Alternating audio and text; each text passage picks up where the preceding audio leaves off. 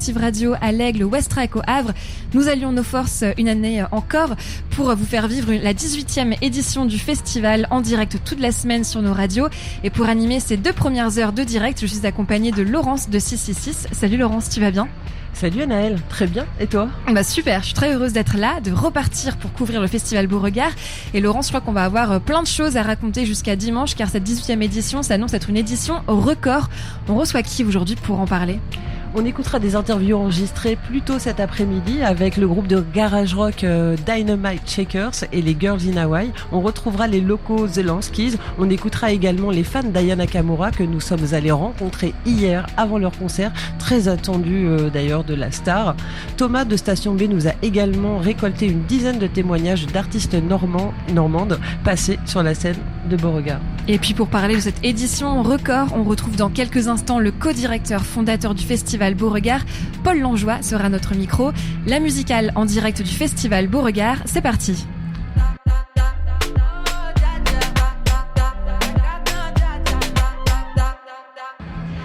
Et Paul Langlois est à notre micro, au micro des radios La Musicale. Bonjour Paul Langlois. Bonjour. Et Thomas de Station B est également présent pour l'interview. Salut Thomas. Salut. Alors Paul Langlois, ça y est, la 18e édition du festival Beauregard s'est lancée hier avec une ouverture assez exceptionnelle quand même, on peut en parler. Ce Day Before, est-ce qu'on peut toujours parler de Before avec une programmation de 3 artistes headliners la même soirée, plus une surprise, Jane, qui était également présente? Oui, on peut effectivement, à mon avis, parler de Before parce que il y a tous les, c'est parce que j'entends plus de son, excusez-moi. Il y a qu'une scène qui joue, excusez-moi, je suis fatigué. Il y a qu'une scène qui joue, donc on est vraiment dans un format très différent des 4 autres jours. Et la petite particularité hier, c'était effectivement la surprise de Jen qui s'est vraiment décidée un peu à la dernière minute. Tout s'est calé en un petit mois. Et quand on nous a proposé cette solution, cette belle proposition, on s'est dit c'est génial de créer une surprise. On était complet et on s'est dit et il y avait vraiment la volonté de Jen de pas l'annoncer avant et de vraiment faire la surprise le jour même. Et je pense que les gens ont largement apprécié. Alors c'est vrai que les festivaliers et festivalières avaient pris leur place pour Aya Nakamura, la grande, bien sûr la star attendue ce mercredi soir, mais il y avait également Bob Sinclair, Michael Moore, et puis donc Jane, qui a été annoncée 2 heures avant l'ouverture des portes.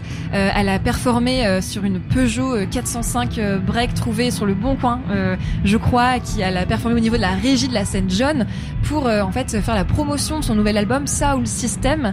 C'était vraiment un show inédit qu'on a pu voir hier à Beauregard.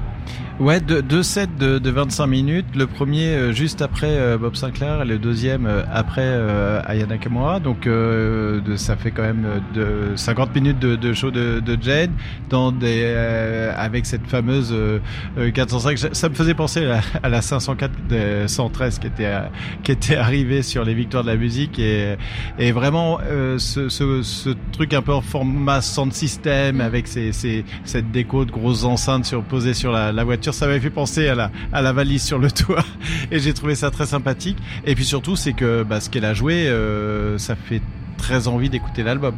Ouais, elle a joué un morceau en inédit devant le public Beauregard, un morceau qui est sorti le soir même à minuit sur toutes les plateformes et qu'on écoutera juste après.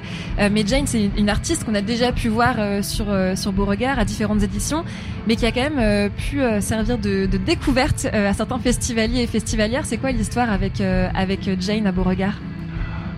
C'est une artiste qu'on aime bien suivre. On l'avait programmée 2 fois et puis voilà, c'est comme pas mal d'artistes. C'est-à-dire, c'est une artiste qu'on aime bien. On a beaucoup aimé ce qu'elle dès le premier album et après c'est pas une artiste qui sort un album tous les ans. Donc c'est ça aussi que je trouve intéressant, c'est qu'elle retravaille souvent sur des nouveaux projets et elle revient toujours avec de belles surprises. Là, elle est vraiment en format un peu plus électro, un peu plus sound system, et je trouve que ça lui va vraiment bien. et elle était ravie. C'était un peu une première pour elle. Elle était un peu inquiète de se dire est-ce que le public va être là, est-ce qu'ils vont pas tous rester devant la scène en attendant Macklemore, etc. Donc il y avait cette inquiétude, et au bout du compte, nous on était persuadés que le public, déjà on sait que le public il aime bien se balader sur Beauregard. Donc déjà à la base, après chaque concert, on le voit retourner sur la Clairière John, aller sur les bars qui sont sur cette clairière, aller voir les restaurateurs. Donc on s'est dit, plus l'annonce de sa venue, il y allait avoir du monde, et ça a pas loupé. Donc elle était très rassurée et ravie de ce qui s'est passé. On croisait les doigts aussi sur le temps, parce que quand on nous l'a proposé à un mois, on s'est dit ouais, s'il flotte, comment on fait? On avait prévu une protente au cas où, ça aurait été moins fun, mais ça aurait joué quand même. Et puis elle a joué avec le beau temps, donc c'est merveilleux. Ouais, donc Jane, c'est une performance qu'on pourra retrouver sur quelques autres festivals durant l'été, je crois, mais vraiment c'était un show inédit hier à Beauregard pour l'ouverture. Et puis comme vous parlez de météo, Paul, on va bien sûr vous parler de cette météo qui était très dure pour les conditions, enfin en conditions pour installer le site Beauregard. On a l'habitude de dire que le festival passe entre les gouttes. Là, ça a été vraiment passé entre deux canicules. C'est ça, c'est vrai qu'on est... des fois, je me dis, mais c'est incroyable la chance. J'espère que c'est bien la table en bois, je la touche des deux mains, mais on est sur la 18e édition, et je pense qu'on a eu 80% de Beauregard, pas forcément sous le soleil, mais sans pluie, et beaucoup de jours ensoleillés quand même sur la totalité. Donc c'est un peu, quand je vois mes collègues, et j'ai vraiment une pensée pour eux. Je peux pas parler de Beauregard et me satisfaire totalement de Beauregard quand je sais que tellement de festivals, petits comme gros, ont dû être annulés. Oui, on pense au Garo Rock, Rock'n'Roll. Bien sûr, Chambord Live, les Solidays, et une canicule qui s'annonce la semaine prochaine. J'espère pas trop forte, parce que nous aussi on pense au démontage, et faire un démontage ou un montage à la canicule. On a fait une semaine sous la canicule, c'était déjà très difficile. Et puis on veut surtout pas que ça puisse être récurrent, c'est-à-dire style il y a canicule, on arrête les festivals. Moi, ça me met hors de moi. C'est encore les festivals qu'on tape les premiers, quoi. J'arrive pas à comprendre. Le Covid, on a été les premiers à arrêter, les derniers à reprendre. Et là, il y a pour moi une lacune claire de l'État avec en une semaine de canicule le système hospitalier qui est overbooké. Et je félicite les soignants de tout le travail qu'ils font et de l'engagement qu'ils ont. Mais si on n'est pas capable en France de faire face à une semaine de canicule, et qu'on doit annuler nos festivals pour ça, c'est juste honteux. On laisse beaucoup de manifestations sportives se dérouler, on laisse les grands parcs d'attractions ouverts, et nous, non. En fait, les événements festifs, quand il s'agit de faire un peu la fête et de se réunir, je sais pas pourquoi, c'est nous. La marche des fiertés, on l'annule, voilà.